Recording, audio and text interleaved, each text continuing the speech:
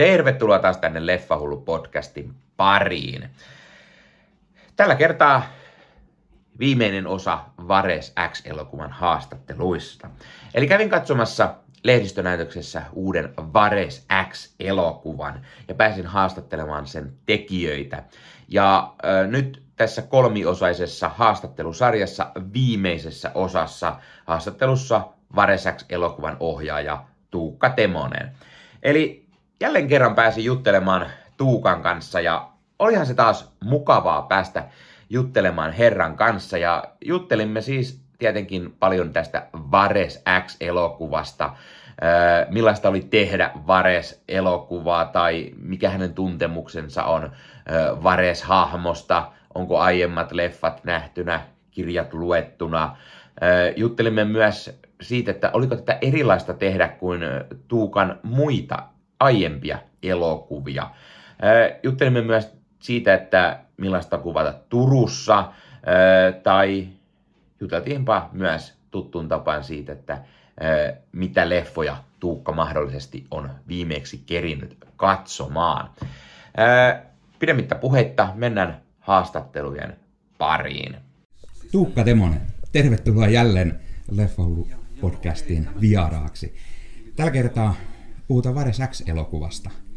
Ja viimeksi kun me nähtiin vuosi sitten, niin oli Vares TV-sarjan kuvaukset. Mites nyt yhtäkkiä olikin sitten elokuva Vareksesta? Niin, miten tässä nyt tälleen pääsi käymään? Yhtäkkiä vaan tämäkin leffaa samasta aiheesta. Silloin kun sitä sarjaa on tehty, niin on ollut koko ajan suunnitteilla, että tehdään myöskin niin kuin 10. elokuva. Joo. Ja se ei silloin syksyllä toteutunut, niin sitä ajateltiin, että tehdään, koska se meni hyvin se sarja ja sitten jotenkin sille tarjoutui niin kuin mahdollisuus sille elokuvalle, niin tehdään pois vaan. Samalla meiningin, samaa sykkeä, nopea tuotanto ja sitten se tehtiin. Siitä tuli tommoinen, mitä tuli. Ja se on mun mielestä hyvä. Ja sitten siinä on niin kuin makeeta, että se on tommoinen itsenäinen oma teoksensa. Vähän semmoinen niin kuin aloitus sit sille sarjalle. Että ne niin kuin nivoutuu kuitenkin yhteen, vaikka tämä on täysin niin kuin erillinen teos. Joo, just mennään sitä kysyä, että onko tämä se, mihin tämä elokuva loppuu, niin alkaako sarja niin kuin joo, niistä? Kyllä, joo. Käytännössä katsoen siinä on niin kuin, katsoja voi kuvitella, että siinä on ehkä välissä puoli vuotta. Joo. No miten sitten Jussi Vares? Me muista yhtään puhuttiinko me aiemmin tästä, mutta miten Jussi Vares niin kuin merkitsee sinulle? Miten tuttu hahmo se on? Elokuvat nähty, kirjat luettu? Elokuvat on tietenkin luettu. Se on ihan selkeä ja kirjojakin niin kuin silleen niin kuin selannut. Olen ehkä 1-2 lukenut. Että se Vareksen kieli ja se maailma on tuttu myöskin. Mun mielestä mikään niistä elokuvista, mitä on tehty, niin hän on kaikki ollut yksittäisiä omia teoksia, ja ne ei ole ehkä samalla pystynyt vangitsemaan sitä itse kirjasarjaa. Se kirja Jussi Vares on se on jotenkin ihan eri hahmo kuin niissä elokuvissa. Ja se, mikä on mulle ollut semmoinen just varsinkin, kun palasi niihin kirjoihin, niin ne on tosi fiksuja, tosi älykäs, ja niissä on todella niin kuin moninaista semmoista pohdintaa kaikista ympäröivistä asioista, ja sitten siellä on kuitenkin sit se mysteerisiä keskellä. Ja ihan hirveästi hahmoja. Toki se yhdistää noita elokuviakin totta kai, mutta silleen tuttu. Ja tietenkin, en mä tiedä oliko siitä viimeksi puhetta, mutta Aleksi Mäkelähän on ihan mun suuri esikuva, niin tietenkin on upeata päästä jatkamaan hänen aloittamaan työtään. Aivan, kyllä. Millä tavalla nyt lähditte niin kuin tekemään tätä elokuvaa tai sarjaa? Millä tavalla niin kuin Vares on otettu nykypäivään? Onko tehty jotain tiettyä eri tavalla nykypäiväisempään suuntaan tai? No onhan siinä. Kyllä sitä on niin kuin muutettu. Vares on ehkä miehistynyt, ryhdistäytynyt niin kuin tässä elokuvassa. Että se on ehkä semmoinen isoin muutos, että se ei ole niin kuin alkoholisti, joka kännissä kulkee tuolla noin örveltä ja sitten siinä samassa krapulapäässä yrittää jotain ratkoja ja töitä tehdä. Että se ei ole ihan niin pohjalle mennyt, koska sitten sen hahmon pitäisi olla jotain erilaista, jotta se toimisi elokuvassa. Joo. Ja se ei ehkä sen tyyppinen niin kuin keski-ikäinen äijä, joka on kännissä, niin se ei ehkä ole nykyaikaiseen elokuvaan semmoinen, mitä halutaan katsoa. Että se semmoinen miehistyminen on siinä Jussissa nähtävissä. Ja sitten noita henkilöhahmoja on myöskin tosi paljon niin kuin myllätty. Et noi Vareksen maailma on tosi miehinen, mutta se ei oikein ole nykypäiväistä elokuvaa, että ne olisi vaan pelkkiä miehiä ne näyttelijät. Että pitää silleen olla tasapainossa. Niin sit niinku pahisnaisia ja konnia on tuossa leffassa ja niin myöskin on siinä sarjassa tietenkin. Miten sä sitten luulet, tänä päivänä tosi usein saatetaan alkaa internetissä itkemään, jos joku tuttu hahmo onkin yhtäkkiä nainen, joka on ennen ollut mies. Tässä tulee olemaan tällainenkin. Tässä tulee olemaan tällainen käänne ja siis se onkin, sitten varsinkin kun se liittyy meikäläisen lähipiiriin, mutta se on ollut, mä oon esittänyt ihan eri hahmoa alun perin, että minkä Olka voisi tehdä. Ja tuottajat oli eri mieltä. Ne halusivat, että vaihdetaan ennemmin tämä hahmo ja sitä voisi näytellä tämä. Sitten mä okei, että se herättää närää ja huomiota ja se on ehkä epäreilua näyttelijää kohtaan myöskin. Mutta se, että ei, tämä on niin kuin, tälleen tämä kuuluu tehdä. Ja nyt kun se on tehty, niin se on mulle se on ihan luonnollinen ja tosi ok ja se toimii mun mielestä hyvin. Joo. Ja sitten jossain pitää tehdä ne valinnat, että ketä esittää niin kuin nainen ja ketä esittää mies, ja se oli niin kuin hyvä valinta. Eli ei siis alun perin ollut kuitenkaan, että sun idea oli, että Olka on Vares. Ei missään nimessä, että Olka on Vares, vaikka sitä toivoakin salaa, että vaihdetaan se siihen. No miten sitten, tuli jotenkin mieleen tästä yhtäkkiä, että entäs sitten sellainen ohjaajan cameo niin sanotusti? Olisiko, että Tuukkaa tultaisiin näkemään jossain ohimennen jonain Vareksen kaverina tai rikollisena siellä? Ei. Mun mielestä on aina vähän... Mun mielestä on ihan makeata, että Hitchcock vilahtaa omissa elokuvissaan ja David Lynch näyttelee myöskin ihan hyvin, mutta sitten jos me suomalaiset ohjaajat ängemme omiin elokuviin, niin siinä on jotain semmoista niin kuin vähän seminoloa, varsinkin jos ne on tunnettuja kasvoja. Joo. Että joku tämänkin pärstä tunnistaa. Mutta jos on tuntemattomampi ohjaaja, jota ei Klaus Härön ulkonäköä ihmiset samalla lailla tiedä, ja sitten se on siellä jossain, niin sehän on hauska juttu. Se on niin kuin tosi hauska. Kyllä. Ja mun mielestä tosi ok, mutta se, että Dome änkee naamaansa elokuviin, mitä se tekee myöskin, niin se on vähän semmoista tarpeetonta. Et miksi on niiden olemassa näyttelijöitäkin, niin sinne palkataan näyttelijä eikä ohjaaja, joka haluaa esittää näyttelijää. Joo, kyllähän se näin. Tästä tuli vaan mieleen, mä just satuin eilen katsomaan vihdoin Shyamallanin Glass-elokuvan ja huomasin vaan, että herra itse oli siinä kameran edessä ja oli sellainen, että jaaha, tää on nyt vähän tyhmä jotenkin väkinäinen kohtaus. Mutta miten palataan Varekseen, niin millaista oli tehdä Vares-elokuvaa, jos niin kuin vertaa esimerkiksi, miten yleisö ehkä tietää Tuukka Temosen elokuvat, niin miten Vares vertautuu sun omiin elokuviin? Niin kuin tuotantona tai niin kuin sitten no sähän oot sen nähnyt ja sä oot nähnyt noin mun aikaisemmatkin elokuvat, niin toihan on ihan tunnistettava meikäläisen elokuva. Se on ihan samannäköinen ja sama oloinen, mitä ne aikaisemmatkin on ollut. Että mulla on tommonen jälki. Mutta mikä se sitten on, tai miten tuon tekeminen eroaa, niin ehkä tämä leffan tekeminen ei samalla lailla, tai se ei oikein niin kuin eronnut omien elokuvien tekemistä. Mulla oli kuitenkin kohtuu iso vastuu tuosta tekemisestä ja osallistuin niin kuin todella läheisesti tuottajien kanssa tuotannon suunnitteluun ja autoin niin kuin omalta, mulla on siihen kokemusta ja mä teen sitä mielellään, niin mielellään sitä myöskin auttaa tuottajia siinä niiden työssään. Niin sitten toi niin kuin tuntuu välillä niin kuin äänisuunnittelijamme on sanonutkin silleen, että välillä, tämä on silleen erikoinen tuotanto, että välillä tuottaja on enemmän kuin ohjaaja ja ohjaaja enemmän kuin tuottaja. Niin tämä on silleen, mä oon tämän tuottajan, enkä mä saa tuottajakrediittejä, mutta mä jotenkin koen, että on myöskin, että on auttanut tosi paljon ton syntyyn. Sarja oli erilainen, että siinä oli niin kuin selkeämmin, niin kuin, oli vieraskoreampi. Sanotaanko näin, mutta nyt kun oppii tuntemaan, niin voi pääsmäröidä enemmän.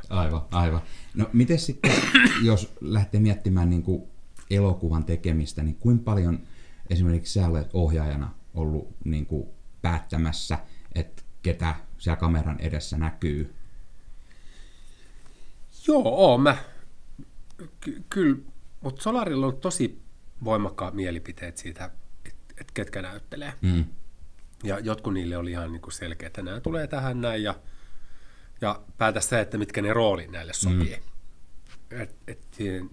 Siinä ei, heillä on myöskin tosi paljon kokemusta siitä, että ketkä on hyviä ja ketkä toimii ja mun kokemukset on kuitenkin huomattavasti rajallisemmat kuin Solar-filmi. Niin tietenkin mä kuuntelen sitä, mutta sain mä paljon ehdottaakin. Esimerkiksi niin kuin Ilona on semmoinen, mitä itse toivoi ja halusi nähdä rosvona. Ja kyllä Sara Suli oli myöskin semmoinen, jota niin kuin toivoin, että haluaisin hänet nähdä tässä Annin roolissa. Niin kyllä se niin kuin sopi noille. Ja Greta Salminen oli kanssa semmoinen, että pidi hänestä siinä Kansanvihollinen. Semmoinen sarja. Ihan siis todella vallottava ja upeasti tekee sen roolin, niin kyllä heidät halusin tähän mukaan. No miten sitten, kun Vares on hyvinkin turkulainen monelle, varsinkin meillä täällä Turussa jotenkin tuntuu myös, että aina kaikki tietää Varekset ja elokuvia on iso porukka katsomassa, niin miten sä millaista oli tehdä elokuvaa Turussa, tai oliko jotain sellaisia tiettyjä sun tai jonkun muun puolelta, että nämä paikat niin pitää näkyä tai tällaiset, että ihmiset tunnistaa? Tai, niin kuin... ei mitään semmoista ollut, että me enemmän mietittiin sitä, että missä ne kohtaukset voi toteuttaa. Ja jotkuhan oli kirjoitettu suoraan sinne käsikirjoitukseen, jotkut oli semmoisia, jotka ei mun mielestä ei ollut niin kuin tarpeellisia lokaatioita. Että kun tämä kuitenkin on saanut käydä ja tietää paikkoja, niin sitten jotenkin ajattelin, että tämä on paljon parempi mennä tonne kuvaamaan, koska se soveltuu ennenkin sen kuvaamisen takia ja sitten, että se on paremman näköinen paikka. Ja mun mielestä tässähän on, niin kuin, Turku näyttää siis suurkaupungilta, mun mielestä. Se ei ehkä välttämättä niissä aikaisemmissa elokuvissa ole ehkä näyttänyt niin Turulta. Ja ei siihen, niin kuin, täällä on ollut hyvät lokaatioetsijät ja ne on pystynyt järjestämään hyvät kuvauspaikat. Ja täällä on ihan hirveän helppo tehdä. Joka paikkaan pääsee ja kaikki haluaa auttaa. Ja varsinkin jos tekee Varesta, niin jokainen niin availee ovia, että tulkaa tänne ja tänne ja tänne. Et silleen niin on,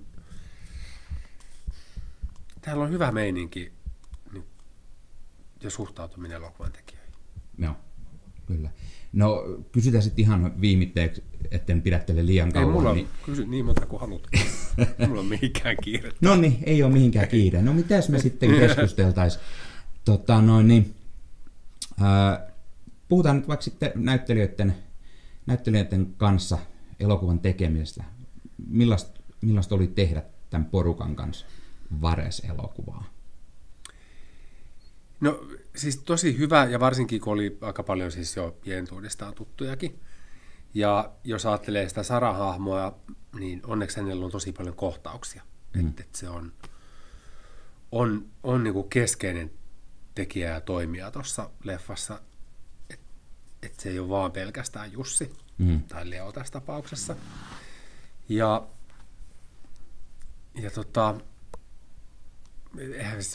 ne on ammattilaisia. Helppo niiden kanssa tehdä. Ja aina eka päivä on tosi vaikea. Joutuu etsiä sitä paikkaa, että miten sanoo ja miten kommunikoi ja miten puhuu, mutta ne on ammattilaisia, ne osaa ja tietää ja osaa sopeutua kaikkiin ohjaajiin. Kyllä nekin näkee kohtuun nopeasti, että taataan tämmöinen tyyppi ja se haluaa näitä asioita, niin kyllä niin kuin, ei siinä ollut mitään ongelmaa. Ja sitten siinä Sarassa oli just se, että itse niin kuin, mulla on vahva epäilys siitä, että hänen niin kuin tulevaisuus näyttelijänä voi olla ihan siis mitä vaan. Hänestä voi tulla kansainvälinen tähti. Ihan on niin kuin todennäköistäkin. Joo. Ainakin Ranskassa hänestä tulee jossain kohtaa ihan merkittävä näyttelijä. Niin se, että saa olla hänen niin kuin uransa alkutaipaleen mukana, niin koen sen itselleni niin kuin tärkeäksi asiaksi. Et voi sitten kiikkustuolissa kertoa, että minä olen nyt niin, me voi valehdella lapsenlapsille niin, että minun takiani tuollainen on tuolla nyt. Kyllä. No miten sitten, kun tästä just varsinkin viimeksi, kun juteltiin tästä sarjasta ja oli juttu, että tämä on vähän niin kuin Vares 2.0. No miten sitten, meillä on esimerkiksi täällä mukana taas Jasper Pähkönen ja Kyypakkauksena, niin miten se sitten sopii tähän, onko siinä jotain ristiriitaa vai onko hyvä tuoda silti vähän vanhaa verta mukaan? No jos Jasper Pähkösen saa näyttelemään johonkin, niin se kannattaa sinne ottaa. Ja tässä tapauksessa, että sille olisi joku uusi hahmo, olisi ihan hölmöä. Ja se on, Kyypakkaus on hyvä hahmo. Niin. Hyvä, että saatiin kansainvälinen filmitähti tähän mukaan. Kyllä. Se on niin kuin, siitä lähdetään. Ja helppo hänen kanssaan tehdä ja tosi hyvin ammattitaitoinen hänkin. Kyllä, todella hyvä. Helppo ohjaaja. Joo. No nyt ehkä oikeasti viimeisenä ennen kuin joku tulee häätää pois ja näin, niin mites, oletko viime aikoina itse kerinyt jotain elokuvaa katsomaan? Joo, katoin. Siis lapset halusi katsoa ton Magnolian, se katsottiin ihan just pari viikkoa sitten, ja sitten Kind of Kindness. Mä näin siitä sen leikkaa ja jonkun tämmöisen, miten leikkasin elokuvan. Sitten siinä näytti niitä pätkiä, nyt on kyllä erikoiselokuva. Niin sen katoin. Ja olin mä ehkä siitä, se kokonaisuus oli semmoinen, no okei, tämmöinen, mutta ne yksittäiset kohtaukset ja ne yksittäiset lyhyt elokuvat, mitä siinä on, niin olihan ne kyllä aika hyviä. Onko sä nähnyt sen? En valitettavasti vieläkään. Mä oon sitä pitkään, se kolkuttelee koko ajan tuolla, että katon nyt, mutta eilen viimeksi olin, mutta mä ajattelin, että ei tässä kohtaa iltaa ei voi enää alkaa katsomaan tällaista. Joo, se on niinku, ne pari kohtausta, mitä siinä on, niin ne on kyllä, ne on yllättäviä ja ne on todella groteskeja. Miten oletko nähnyt esimerkiksi ohjaajan edellisen elokuvan? Se Poor Things. Niin. En. Joo. Se on ollut kastille, joihinkin niinku tommosiin hypetettyihin juttuihin tulee semmoinen niinku, semmoinen reaktio, että en mä niinku, että tämä on taas jotain semmoista, mitä kaikki hehkuttaa, että se on oikeasti kyllä tosi surkeata, tai semmoista erikoista vaan sen erikoisuuden takia. Joo. Mulla on sitä Poor Thingsia kohtaan sama, mutta nyt kun mä näin ton, niin mä ehkä uskallan katsoa sen. Mä saatan jopa tykätäkin siitä. Joo, tosi vahva suositus, sen katsoin silloin ja se on. No, itselle tykkää, mutta on just, jos mä nyt hehkutan, niin sit sä et katso sitä puolen vuoteen ainakaan. Ja. No ei kyllä, siis pakkohan se on saman listalla, koska se oli niin överi tämä elokuva. Joo, no miten sitten, tuleeko katsottu omia elokuvia? Joo, tulee. Kyllä mä katon, jonkun erikoisen syyn takia Teet meistä kauniin tulee joka viikko, melkein joka viikko 4 joltain kanavalta. Niin jos se sattuu, jos mä satun näkemään sen, niin kyllä mä sitten jään aina katsomaan. Sitten mä tykkään siitä valmentajasta tosi paljon. Et se on, mä pidän ihan hirveästi siitä. Niin sen... Meillä on siis Vimeo-sivu tietenkin, missä on niinku arkistoa ja kaikkea muuta, ja sitten tulee selattua monesti, ja sitten kun se on se valmentaja, se melkein aina klikkaa sen päälle. Katsoin sitä vähän matkaa, sitten Mikko on niin hyvä, ja se oli niin vääryys, että sitä ei sit nousi sen Mikon roolisuoritusta silloin Jusseessa niinku noteerattu. Ensin niinku Sarasta voi olla mitä tahansa mieltä ja siitä elokuvastakin, mutta siinä genressä ja tyylissään niin se on niin kuin erittäin onnistunut teos. On, ehdottomasti mä tykkään myös. Joo. Mä aloin katsoa Pohjolan satoa elokuvaa nyt tuossa toissa viikolla. Ja. Siinä on, mun mielestä se alku on ollut siinä aina vähän huono. Mutta sitten kun se pääsee sen niin kuin ensimmäisen 15 minuutin, 20 minuutin ylitte, niin sitten se on tosi ok. Joo. Ja nyt se edelleen tuntuu vielä huonommalta se alku kuin aikaisemmin. No olisiko tässä sitten mahdollisuus suurella ohjaajalla ohjaajan versio? Niin, se tarvitsisi ehkä jotain uudelleen kuvaamista aika reilusti se alkupuolisko. Joo, se oli jo silloin tekemisvaiheesta, että niin pohdittiin ja siinä on kuvattukin toinen alku alun perin. Ja sitten todettiin, että tämä ei toimi. Että tämä on niin vähän parempi nyt tämä. No. Mutta toistaiseksi Vares on semmoinen, minkä parissa itse vielä viihdyn. No niin, no miten sitten, tuleeko katsottua Varesta useinkin? Onko lehdistönäytöksiä tai jotain kutsuvierasnäytöksiä, mihin tulee menty katsomaan sitten elokuvaa tai muuten? No, nämä on jotenkin silleen mulle nyt aikataulutettu, että mä katon näitä. Pääsee vaan juttelemaan. Niin, pääsee vaan juttelemaan. Omissahan mä aina istun siellä näytöksessä. Ja mun mielestä se, että miten ihmiset reagoi ja aistii, niin se on, siitä oppii paljon. No miten sitten, koska tulee se seuraava Tuukka Temosen oma elokuva? Tammikuussa tulee. Se on jo kuvattu. Mahtavaa. Mutta se on ihan erilainen. Mahtavaa. Hienoa. Kiitos Hyvä, Tuukka. kiitos tästä. Ja hei, jos katsot YouTuben puolelta, niin pistä peukkuun, jos pistä kanavatilauksen muistoskellosta päälle. Näitä aina, koska tulee uusia videoita ja sen lisäksi auttaa kanava kasvamaan. Eli kiitos kaikille, jotka olette kanavan tilanneet. YouTuben puolella siellä on jäsenyydet, superominaisuudet päälle. Sieltä voi jäsenet tulla kanavan jäseniksi ja sieltä saa erikoismainintaa esimerkiksi tohon nimen, kun on kanavan jäsen ja sit saa erinäköisiä hyviä asioita. Näkee ennakkoonkin.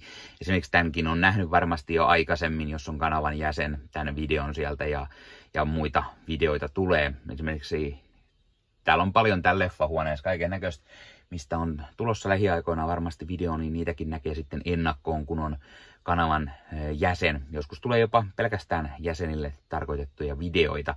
Ja sen lisäksi on kaikki korostettuja vastauksia ja tila ja tämmöisiä merkkejä ja muuta kaikki. Kyllä te tiedätte YouTube-juttut. 0,99 € kuussa tai 2,99 € kuussa, niillä saa erinäköisiä asioita, kun tilailee tai on kanavan jäsen. Ja niitä supertykkäyksiä, superkommentteja, kaikkea voi laittaa, niin siitä tulee muutamat 10 sentit sitten tähänkin suuntaan. Eli kiitos kaikille, jotka olette niitä laittaneet.